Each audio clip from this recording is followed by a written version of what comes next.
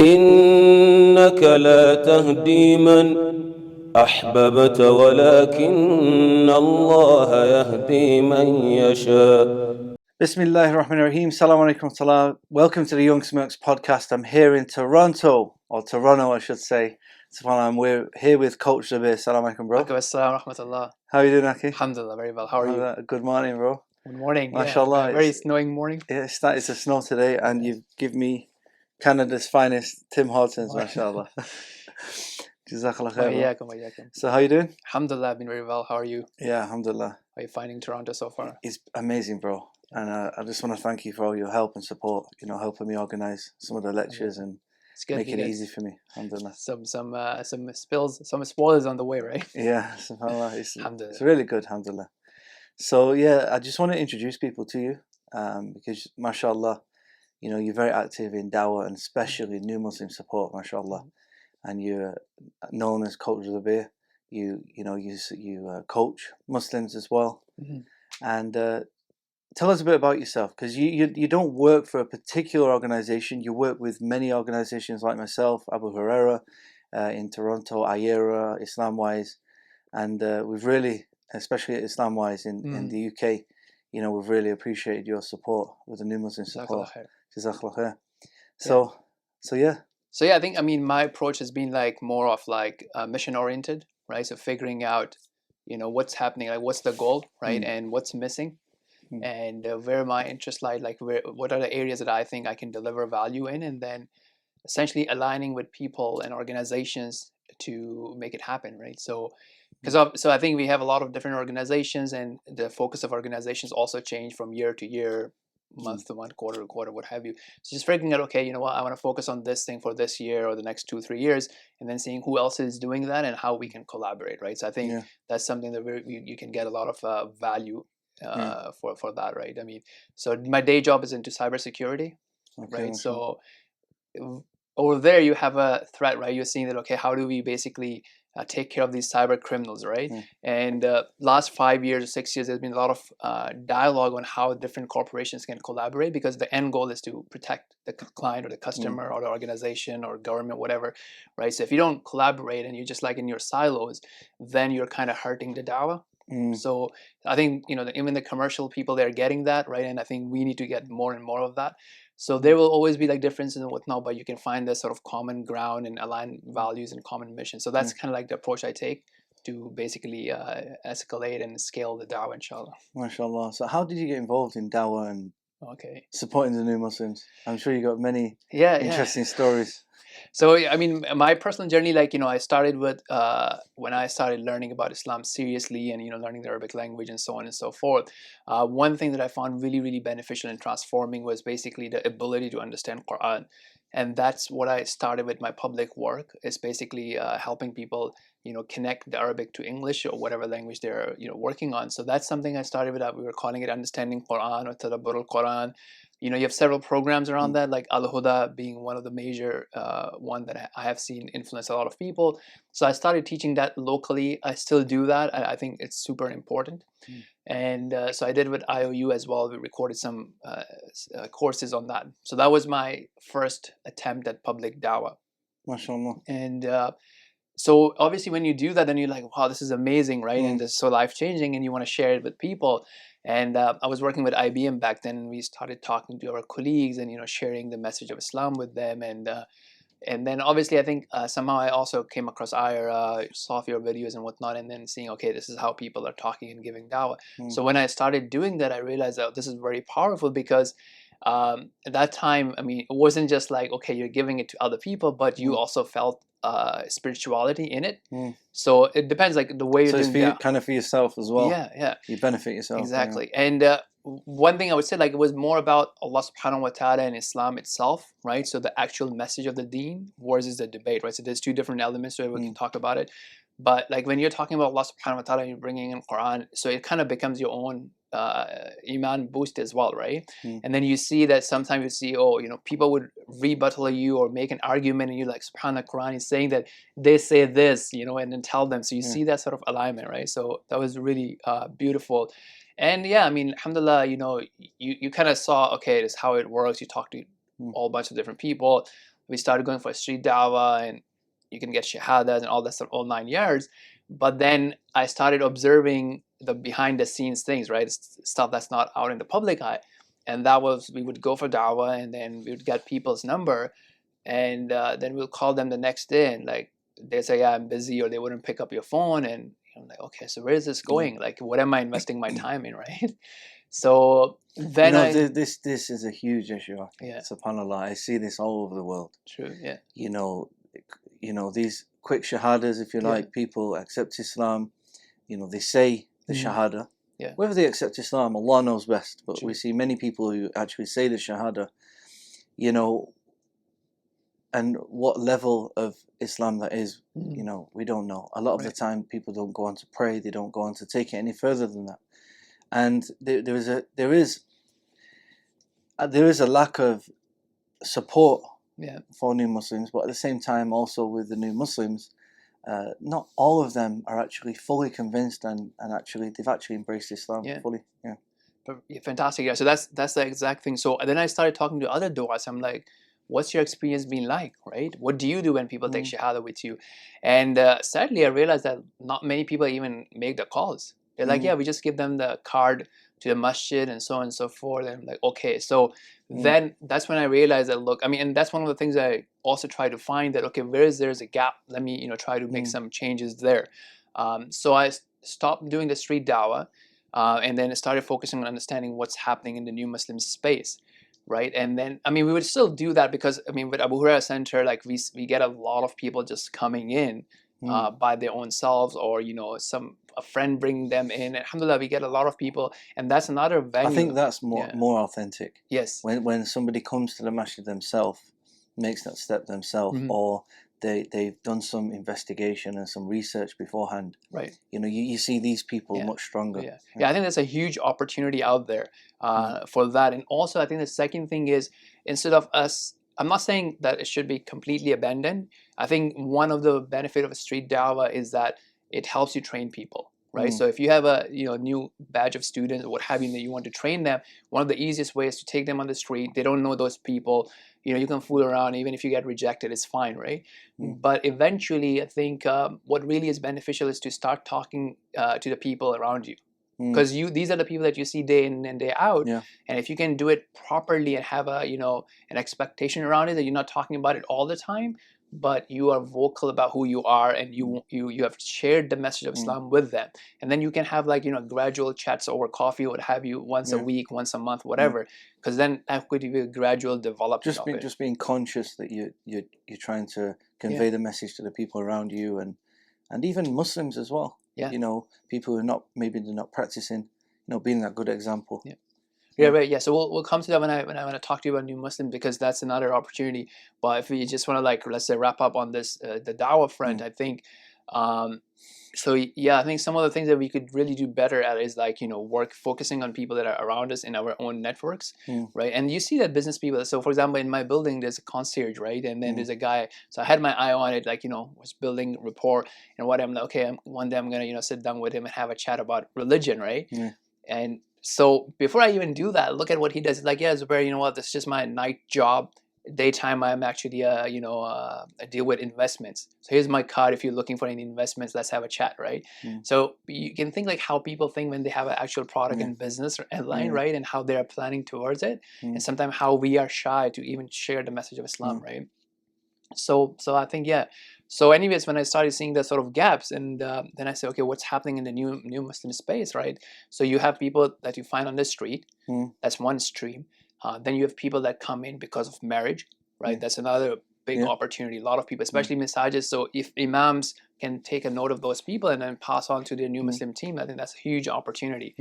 Then you have third stream, which you were mentioning earlier, is that many Muslims are just like namesake Muslims as well, right? And what is happening is, as Allah subhanahu wa ta'ala says, "Ala bi dhikrillahi tatma'innul qulub," right? And then the true happiness and content is only found in the dhikr of Allah subhanahu wa ta'ala. And if you don't have that, you will have a constricted life. So many youth and people are facing that. So what happens is they come to the masjid and you can see those new faces, right? And or in Ramadan or outside of Ramadan, so they can actually be developed just like a new Muslim. So you just treat them exactly the same as a Yeah, I mean, in that sense. Of right, course, they yeah. have some background. Exactly. So they have the benefit there is that they may know the Fatiha, or they may know some Arabic, and they may have family that may know about those things. But I'm saying that, you know, that's another venue. As we're saying that, you know, you could have that sort of dawah that's happening for those people as well, right? Yeah. So where did Coach Zubair come from? Okay. How is this intertwined with your dawah, your new Muslim support? Yeah. Okay, great. So when, as I was, I would say like 2 years ago, what have you, right? So what I realized is that, okay, so we have this gap, and then we have these, you know, Muslims that are basically finding that sort of like, you know, distance from Islam, right? From practicing Islam. So they may get inspired from a conference or lecture, what have you, but then they don't know what to do next, right? And I think over there and some of my other readings, and then, you know, people calling all the different titles Sheikh and Ustad and this and that. So I just like picked this up. I think somehow between different dialogues it came up, right? And I think another reason it came up was me helping with Abu Hurairah Center. One of the requests that we get is a lot of people, you know, want to come to the masjid to have a problem solved, right? So whether it be marriage counseling, or whether it be like, you know, parents saying, oh, my child is messed up, or they don't know where they're going in life and whatnot. So that's something I got really involved with, because that's something that really burdens the imam, right? It's a huge load of thing that comes in. So I built some program and some structure and deployed it at Abu Hurairah. So how can we start tackling those requests? Because people would just like send you an email or give you a call like, yeah, this is a problem, like, right? So it's just like a huge amount of burden on the imam. So you say, okay, how do we then start tackling that problem? So over there, one of the things that we started saying is that, look, this is not a passive thing, right? So you kind of started changing the narrative that we're going to be acting as coach, if you will, and we'll be taking a look at the problem or the issue at hand, and we want to have a plan on how you can actually go about and change that. Which means that you are the one who's going to be taking the action, and we are just making basically sounding board, you know, suggestions, ideas, and holding you accountable and so on, and giving you like a way to change your life basically. Mashallah. So that's the narrative that, okay, it's not a preacher, it's not that, but it's like, okay, we are agreeing on a goal, and then making, you know, help going people towards get through them issues. Mashallah. Jazakallah khair, bro. SubhanAllah. So what advice would you give to, you know, people who are starting up in dawah? You know, people, you know, we have a lot of youth that are really, you know, they've got a lot of energy, they want to do something for Allah. What advice would you give these people who are just starting their journey of dawah? Right. So I think, yeah, so even before, so what I typically, my current approach is that when you see people, a lot of time people, what are people doing in their lives, right? So I think that's a very important question. What are you doing with your life, right? And a lot of time people would be just like wasting their lives, right? I mean, they would have some sort of productivity, and they would be like watching sports or just talking about other people and not doing much, right? So part of that reason comes in is because you may have low expectations from yourself. You may think, oh, you know what, I'm not able to do much or whatever, what am I good for? And that's part of that whole coaching paradigm that, look, you know, you are, first of all, value your life, realize what you're able to do, right? So I think, so my approach is that I'm not going and saying, oh, everybody should get into dawah or this type of dawah. My first message is to, you know, value your life, right? And then see what you can do, right? Is there something that is productive and that excites you today? So find that thing that, okay, look, I'm excited. And then some people, oh, I don't know well, you don't have to be married to that project for the rest of your life. Just figure out something that's exciting for you for the next 2 or 3 years, let's say, right? And that will, you know, help you get up early, right? And, you know, you want to get on your feet, you want to do, and you want to produce something. So find that interest, right? Now, how do you find that is basically being exposed to things, right? Not just sitting at home and watching YouTube or Netflix or what have you, but, you know, podcasts I think are a great example, because one of the reason you can actually hear about a lot of different people, their journeys, what they're doing, and so on and so forth. You know, Muslim space, non-Muslim space. So you can learn about different things that are happening, and you find your passion. So if your passion happens to be da'wah, and then, you know, keeping it objective, right? Because regardless of what you choose, there could be different things that can drag you down. You could have a lot of different blind spots, and then you just like be dragged down, and you're not being productive, right? So even within the da'wah, you know, a lot of people get into da'wah, and then if the objective is not clear, if they don't have a senior mentor, a senior da'i, they can make the mistakes that other people have made, right? And some of those mistakes are just like debating for no reason. So finding a mentor, someone who can, with more experience and knowledge. Exactly, yeah. So and then so who can help you see your progress, right? So what is my object? So I see, for example, people, you know, they say, oh yeah, I'm into Dawa, and what do you do? Well, I just keep watching YouTube, right? And I keep watching these debates, and I keep watching, like, you know,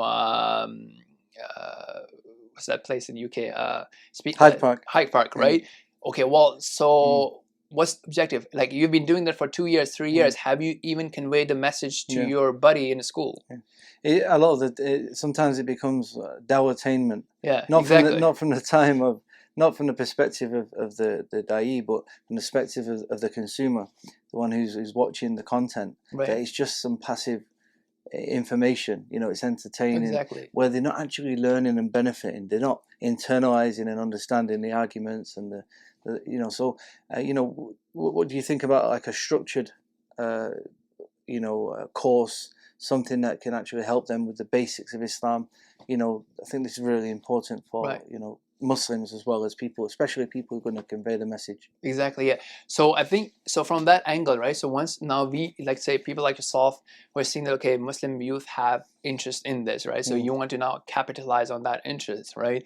So if we give them something structured, right? So there a lot of, I mean, some of the new Muslim mentors that I've worked with, they came in because they were attracted to the new Muslim dawah, right?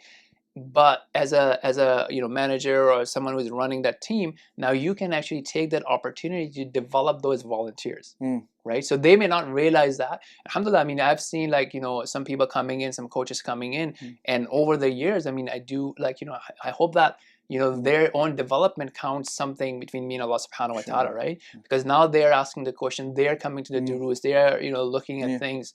So we can definitely take that as an, so the attraction is, as you said, a dawah-tainment, right? But now how do we capitalize on that by giving them this sort of structured studies where, you know, many people may not even know the basics of the deen, or they may not be, you know, on top with their own practice. You know, and this is something I've found as well. You know, as you know, I've got a dawah course, a very basic dawah course. It's not for, it's not aimed at people who are full-time du'ats, but aimed at the average Muslim. You know, like you were saying, how can you give dawah to the people around you, your own family, your people at work, your colleagues, etc. So it's kind of getting every Muslim, you know, enough knowledge to be able to convey the message. And what I found is, so many of the Muslims, they don't know, I wouldn't say they don't know the basics, but they don't know how to articulate the basics. And I would even go as far as to say a lot of them don't know the basics as well. You know, it's so important that they get this basic training and knowledge. Absolutely. Yeah. 100%, right? So I think this is super important, right? So, and as you said, like, you know, actually understanding the argument and internalizing it, right? Not just like being a parrot, that's okay, I'm just repeating the argument, but understanding why is the other person even asking that question, you know, what's behind that, and then being able to kind of, you know, change that sort of narrative, right? I mean, one key thing, like, you know, if you ask people, like, how many people even understand what this life is about, right? So, you know, if your perspective is like, hey, you know what, I'm just here to chill, and, you know, at a resort, at a vacation, God is just supposed to take care of me, there should be no pain and whatnot, and that's where a lot of these questions are coming from, right? That, okay, why is there pain and whatnot? But because if you ask, like, a Muslim as well, like, what's going on, like, why are we here, what's this world about, right? And, you know, if you may say, okay, I'm just here to worship, or, like, you know, right? And that ayah, and then, okay, Allah is not creating anybody but for His worship. But what does that mean, right? And then, and being able to, you know, narrate it to people, right? So, I mean, for example, I would say that, look, you know, if you are coming to me as a guest, right, I have different expectations, right? So right now, as a podcast guest, I have a different expectation of how you would treat me, right? But if you're meeting in the gym, or if a training ground, right, and then I wouldn't be expecting to be comfortable, right? If I am trusting you with, you know, developing me and testing me, or even in university, what have you, you're supposed to test me and put me in different situations. And when you challenge me, I'm not here to hate you or thinking that you're incapable of it, but because that challenge is designed to bring the best out of me, and to help me understand my shortcomings and how I can overcome those, right?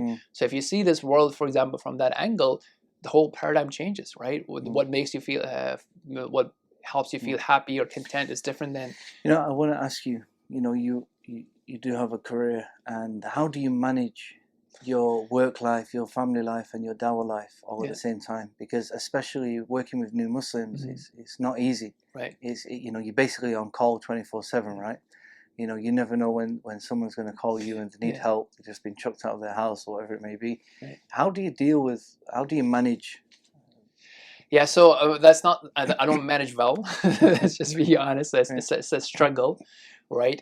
You could do certain things like certain techniques that have, to help you do things, right? So for example, isolating times and blocks of time. Having different fonts for different things. Changing your notification and stuff like that. And then also stepping back and thinking about. Because I think a lot of time what happens is that, okay, if you're just doing the work. So I think there's two important things here, right?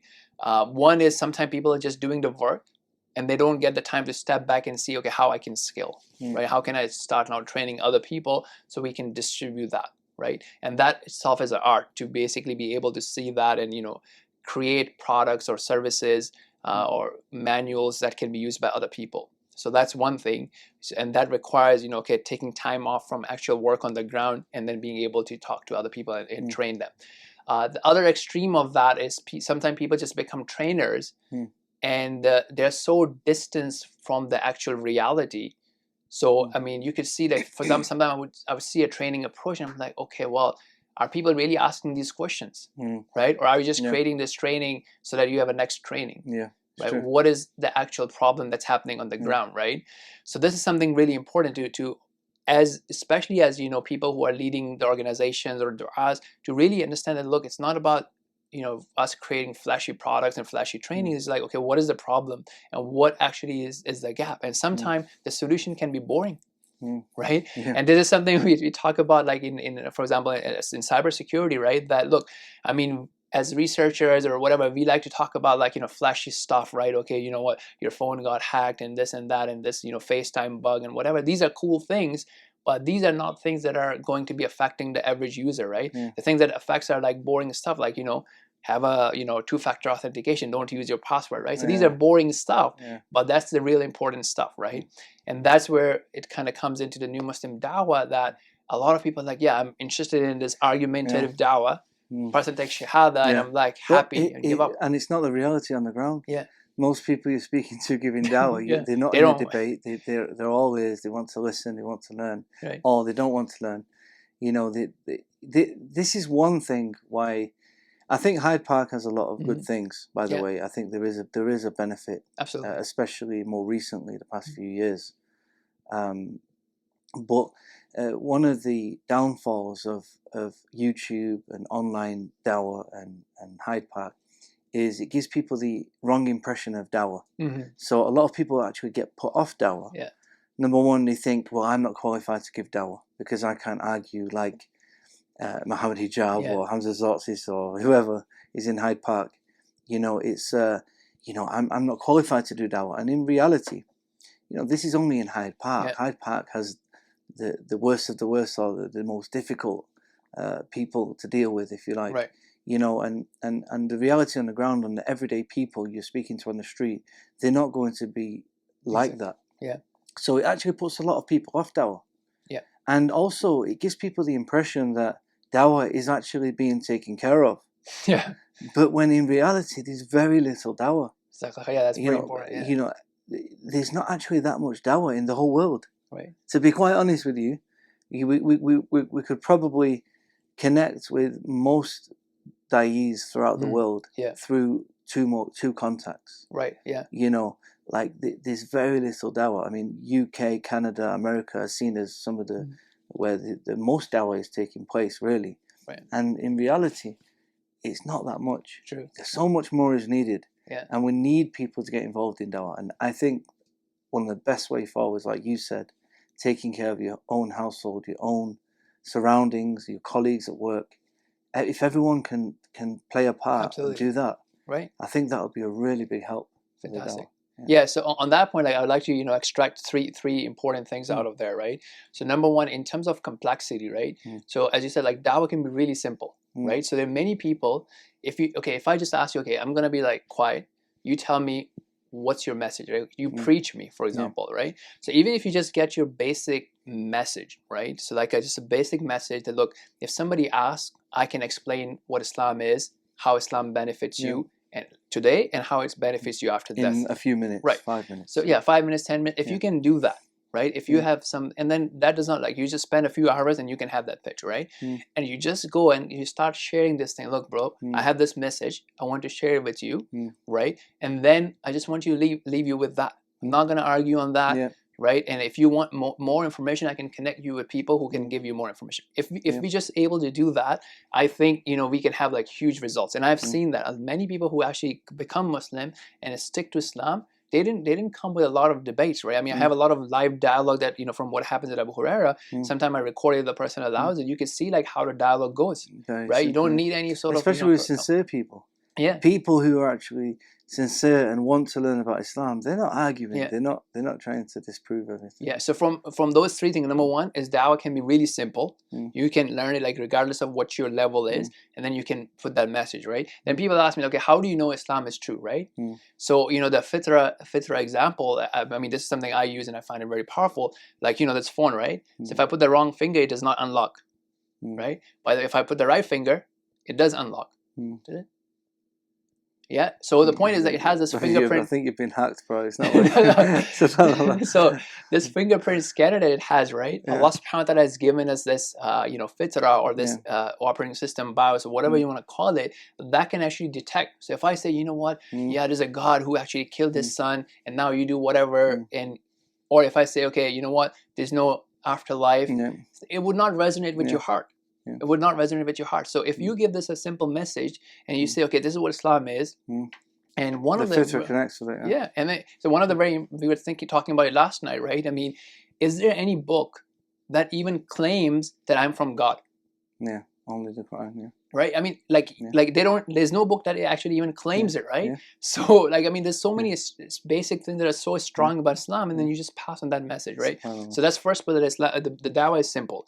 Now, on the contrary, on the opposite extreme, I mean, because again, you have extreme for everything, right? So the other extreme is that people expose themselves to a lot of fitna, right? And then they start doubting Islam themselves, right? So subhanAllah, I mean, may Allah protect us all, bro. Like the dawah that affected me and I started taking religion seriously was put on a platform, right? It was on a YouTube channel. Back then, YouTube was not as popular. There was a website, and from there I saw Dr. Bilal Phillips' lecture, and that was like really thought-provoking to me. And the person who actually used to run that website is an atheist now. Oh yeah, I'm aware of this. So that really hit me, because it was so close to home, right? That you don't know what state you will die, right? So the reason I was saying this is, the Prophet ﷺ told us about Dajjal, right? When Dajjal come, you don't go, okay, let me debate with Dajjal or fight with Dajjal. You run away, right? So you need to also realize that, look, this is my level, right? So I'm gonna approach people with this level, and anybody who's more sophisticated than this, if I don't have the time, and I don't have to have the time, I have other things going on, I'll just like leave that person. I'll move on to the next person, right? I don't need to go and put myself in a situation where I haven't studied. And the point is that you're accountable just to give the basic message of Islam. Exactly. That's all you have to do. That's your job. You're not there to convince them to the very end and go through every argument and every, just understand, give them the basic message, your job's done. If you can do more than that, great. If you can do more studies and more, that's great. If you don't, pass them on to someone else. Exactly. Yeah, because that can actually damage you. Right? And then you have to protect yourself first, right? And then the other thing that can damage you, and that kind of goes into our own development, our own tarbiyah, is what I also realized, another thing that so obviously you have this thing, right? You can confuse yourself, you can damage yourself. And, the whole fame and wealth and, show, all that sort of can affect your sincerity. That's a very well-known thing. The third thing that is very subtle is if you're only hanging out with non-Muslims and new Muslims, it can actually affect you as well, right? Because now your bar drops, right? So for example, let's say you're coming in and you are hanging out with, du'as and tullab, and they're studying and they're memorizing Quran and they do their nawafil and so on and so forth, sunnah prayers, and you had your bar high, right? And then you were like, okay, I'm aiming for that and I'm trying to fast, Monday, Thursday, whatever, right? Now, when you're only hanging out with non-Muslims or new Muslims that are very fresh, their bar is very low. right? So you can start getting exposed to a lot of sins and talks that can desensitize you towards other sins. So if you're not balancing your own company with people that you can look up to, you're again, you can be suffering, and that was the main thing, right? You could be the great da'i, but how you're going to be ending up is not, it's not certain. So those were the things I would say. Okay, dawah is simple. You can make it simple, and don't hurt yourself. Like protect yourself first, right? And then I guess, I mean, we could potentially go into the after shahada part into that, right? Yeah. And then what would you do? What's your process? Yeah. So I think first of all we have to understand that a lot of people think after shahada is support, right? And that was another reason I started using the word coaching, right? Well, it's not about support, right? The major challenge with new Muslims is not that they have financial or social or economical challenges, right? The major challenge, as you said in the beginning, is they're not convinced, right? Or I mean, even if they're convinced, it's an intellectual conviction. Yeah. It's not in their heart. It's true. Yeah. So I mean, for example, like how many people are convinced that, look, you know what, this food is not good for me. I need to change my diet. Many people, I myself am convinced that I need to change my diet, right? Am I doing it? Right. So that's the whole point. Like, how do you take it from that intellectual conviction to a plan, to a follow up? So one of the things I said, So I said, like, it's a new Muslim da'wah. So you have to continue the da'wah after the shahada. Right? So when you start thinking about, and people say, oh yeah, I want to help new Muslims, right? Their understanding is, I'm going to teach them salah tomorrow. They don't want to learn salah. Like, do you think it's someone who's super fresh and then you're going to give them to say something in the new language? They will have a lot of resistance to that. So you have to basically, especially in the West, when Islam is not forced. Exactly. You have to convince them and there's so much distractions, right? We are overall, like, one of my teachers says that, look, you know what, in Canada life is easy. Yeah, compared to US or compared to UK or what have you, overall life is easy. People have some sort of funding, this and that. So everybody's comfortable, right? There's no pain, and sometimes you need that sort of pain to drive you to take actions as well. So how do you take? So first of all, our approach needs to change. We need to understand what is happening in the new Muslim space, right? And then the first key thing is, bro, like, the person is taking the shahada, is intellectual conviction, but you have to build on that da'wah, right? So that's very important. That means that teaching salah to him may not be the point yet. You may just have to strengthen the da'wah. And this was a hard thing for me to realize as well. Right? Just to try to keep him coming to you, coming to the masjid, exactly, for the help. So anything, right? So now when it comes to that point, right? So I think, again, as you may have noticed, I try to break down things to keep them simple, what have you. So first thing is the da'i who is giving the da'wah. Because that's the first point, right? First interception that you have. So if I am giving you shahada and I'm like, yeah, bro, your sins are forgiven and you're going to Jannah, I got to first of all do my job properly, right? I want to make sure that you understand what has just happened now, right? So I would say, like, for example, the example I like to use, I'm like, okay, look, bro, Niagara Falls here, right? Or any resort, I've given you like a direction that you can now, you have this free pass. If you drive there, you can have this amazing life. But the condition is, not just because you know the direction on your phone and you have a pass to that resort, you actually have to drive there. Right? Now, if you're going to be taking 15 minutes drive and then stopping at Tim Hortons, then at McDonald's, then at D Spot, and then you would never reach your destination. So now, for example, if you realize who Allah subhanahu wa ta'ala is and how to get to the Jannah, you actually have to put in effort and basically aligning your desires to what Allah subhanahu wa ta'ala wants. So the da'i himself giving that sort of responsibility on the person who has accepted Islam. Giving the correct da'wah in the first place. This is because that's the first contact, right? And many times you don't know which contact would be your last contact. Right? So you always want to have that sort of balance. And after that, I try to distribute things into three areas. And you have a chat with them. Like, look, now you have done that. Like, these are some of the things that can make it easy for you, right? So I make it into three parts. So number one is you need to motivate yourself to worship Allah. How can you do that? Right? So you have a chat with the person. Like, how are you going to have that? How can you motivate yourself? So you need to have either, certain things on your phone that you can read or watch or listen to, because most people won't talk to you about God. Right? So as a non-Muslim, you're becoming Muslim, you're going by your day, you may not even encounter any chat about God, right? And if you're only listening about, let's say, money, that's all you're going to be thinking about, or power or sports, whatever. So how can you motivate yourself, right? And sometimes it could be this content, sometimes it could be coming to the masjid, coming to a class, having friends that talk about this, whatever.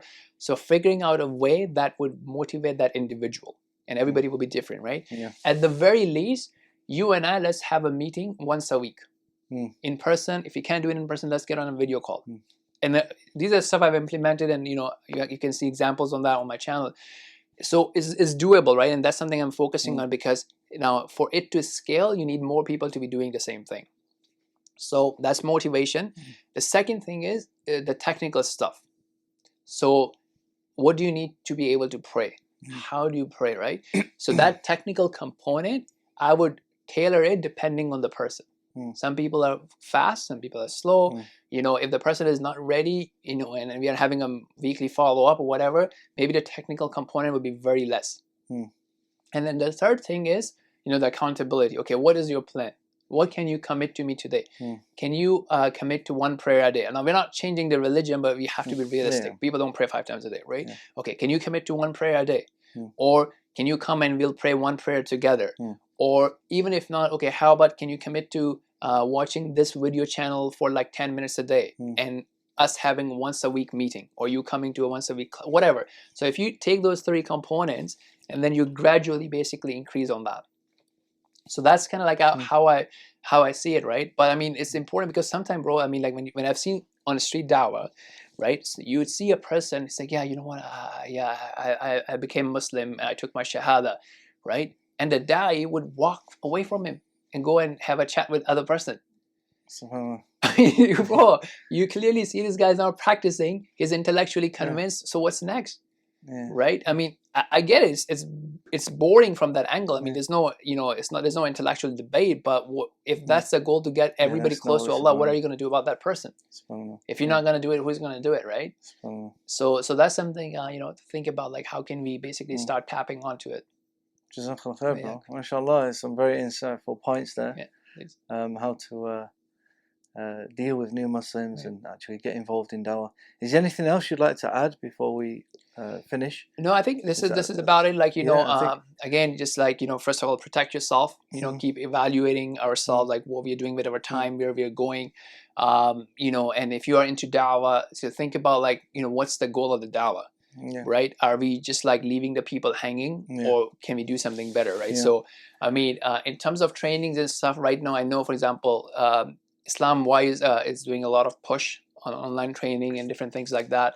So it's something that people can actually benefit from, and have these type of organization. I mean, again, if I were to give you, have your own channel as well. Yes, so I have a channel. It's under Coach Zubair. So over there you have playlists. I have an organized playlist in like, okay, how do you present Islam? Actual live dialogue with a non-Muslim, live dialogues with new Muslims, and things like that. So idea was, okay, people can then actually see the content. Again, I'm not saying that this is super exciting, competitive stuff, but it's like, okay, how can you have this sort of dialogue with people, right? I mean, like when we use new products like Uber, Lyft, or LinkedIn, Facebook. Do you have shares in these things? I mean, you've mentioned a lot of products. No, the reason I was saying a lot of product placement. No. So we have a lot. We can learn a lot, right? Because look, I mean, as Allah Subhanahu wa Taala says, وَتَرْجُونَ مِنَ اللَّهِ مَا لَا يَرْجُونَ, right? So you expect from Allah what they don't expect, right? So we should definitely be upping our game. So one of the things that they do is, as you can see, that is, when you create a free account is free, right? But then they follow up, they say, yeah, you know what, here's 5 free rides for you. Check out Uber today. This person saw your profile on LinkedIn, because they are now what they call it as customer success teams. So they're saying, okay, you are convinced, you are trying their product, but they want to make sure that they can help you see that how can product change your life. So that mentality, we need to have that. And that's a different mentality than support. Support is me saying, oh, you know what, Uber is not working, and I call them. That's support, right? But their customer success team is like, okay, how can they ensure that I'm using their product? So they are reaching out to me. And the reason I'm saying this is that this is the difference in, if we are focused on convert success versus convert support. Right. So if you're focused on convert success, thinking, okay, what can I do to get the person close to Islam, as opposed to taking it as a support call. It's good. Jazakallah khair, bro. MashaAllah, very insightful points. Thanks for joining us on the podcast. Thank you for having me.